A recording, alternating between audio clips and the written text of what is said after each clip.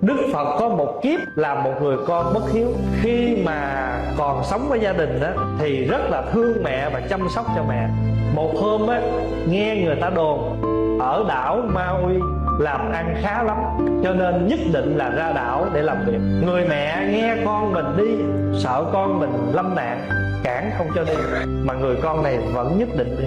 Đến khi mà nhất định ra tới cửa thì người mẹ quỳ xuống nắm chân của người con lại, thì người con này nắm tóc mẹ, lôi mẹ ra ngoài và nhất định gọi là rứt tóc ra khỏi cái chân mình để mà đi. Khi mà ông trôi dạt trên cái đảo đó đó, thì ông lại tấp vô những cái nơi rất là sang trọng, giàu có, đẹp lộng lẫy như tiên cảnh. 5-7 ngày rồi ông lại tiếp tục đi, mà ông lại dừng 5-7 cái chỗ như vậy, mà chỗ nào ông cũng được hưởng cái sự an vui đó. Đến cuối cùng ông đến một cái nơi đó, thì ông bước lên cái chỗ đó thì hoàn toàn những cái cảnh trước kia là không giống nữa.